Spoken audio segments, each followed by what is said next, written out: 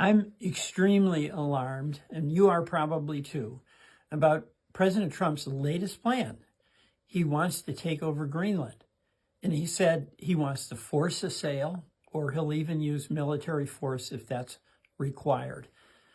I'm so alarmed, I joined a bipartisan Senate delegation in Denmark for the past 2 days. We wanted to talk to people from Greenland, and their legislators and their prime minister and foreign minister were there. And we wanted to talk to the Danes about what their reaction is. And putting it mildly, they were astonished. They felt disrespected and insulted. Denmark has been our ally for hundreds of years. It's fought side by side with our soldiers.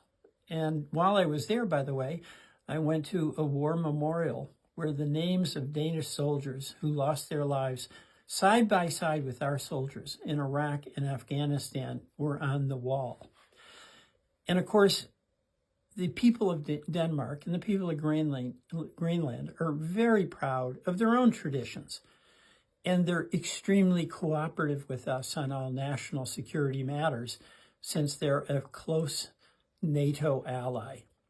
So what is going on?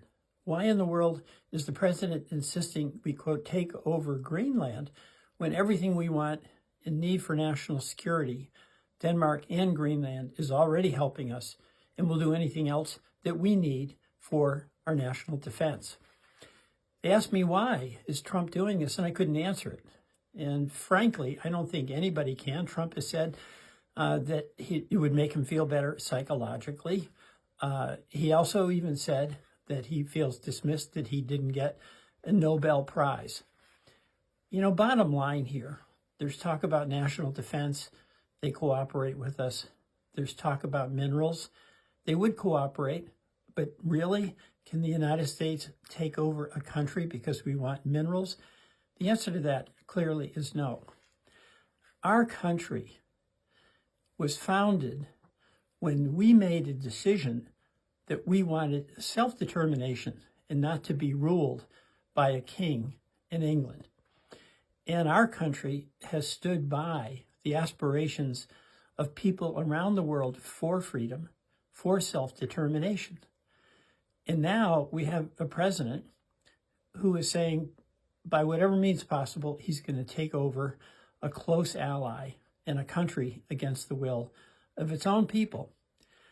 You know, when I was talking to folks from Greenland and Denmark, and they asked me why Trump was doing this, and I couldn't answer, I could say that as a United States Senator, I'm going to work with colleagues to introduce and pass legislation taking away the president's abuse of the tariff authority to compel our NATO countries to go along.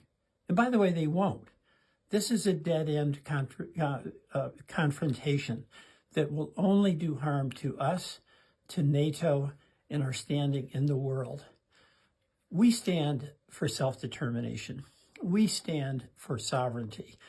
And President Trump is challenging that in a way that's going to be very harmful.